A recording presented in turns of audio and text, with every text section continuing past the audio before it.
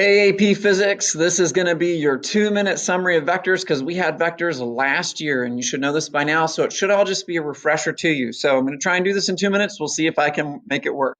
Ready, set, go. Remember the difference between a vector and a scalar is that a vector has direction. It has direction, it has direction. So force pushing in a certain direction, weight is pulling towards the center of the earth. Your velocity would be whatever your speed is in a certain direction. I'm driving 50 miles an hour towards Chicago or 60 miles an hour towards Indianapolis. I don't know that you drive that slow, but whatever.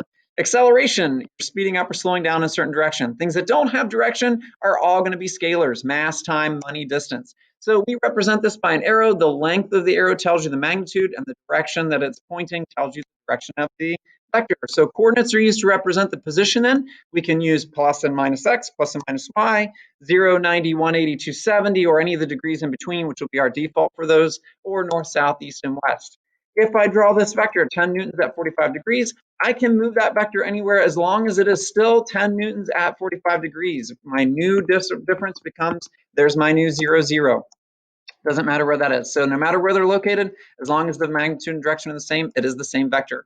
A resultant is the sum of two or more vectors, so it's the one vector that replaces those. So if I'm adding vectors, I have two vectors that are going in the same direction. I have a 5, I have a 7. I literally could put the 5 on the end of that, and when I add those two together, I get one really big long vector that would be 12 newtons. If I'm subtracting, remember that subtracting is a special case that you are just adding a negative value. So I have 5 going this way, I have 7 going this way in the negative direction. If I put the 5 at the end of the 7, what I'm left with is going to be the 2 that's the subtracted value.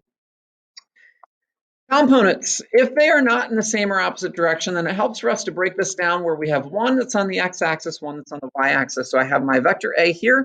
It goes as far to the right as AX does. It goes as far up as AY does. And those are going to be my components. So if I have my M here, I'm going to go to the left and go up as far to the edge that I picture that to be, there and there. Same thing for P. I'm going to go to the down, as far down as it goes and as far over as it goes. So I'd have a positive X and a negative Y. So I have C there, I have CX, CY. Components are always at right angles. Components are independent of each other, so they don't affect each other. It doesn't matter how big X gets, Y doesn't get any bigger. So if I want to break this down, I have A, 87 meters per second at 40 degrees. When I draw that, I can draw that as long as I want, as long as the second vector is proportional to that. And I'm going to break that in to find my AY and AX. I'm going to use the SOHCAHTOA values. So I have the angle theta when I come up from the origin. Remember, this is 0 degrees here. I come up from the origin, that'll be my theta. And I'm going to then say that the adjacent over the hypotenuse, which is going to be the cosine, will be the x value, and the opposite, which will be this side, over the hypotenuse, which will be the y value. And so one easy way to remember that is y sine because x is cosine.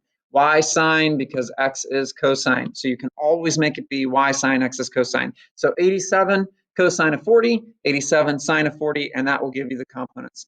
And in the next video, we'll talk about how to add those then. The reason that we do that is because if I have multiple x's, I can add them or subtract them all very easily. If I have multiple y's, I can add or subtract them very easily. So that was your 3.5-minute video on vectors.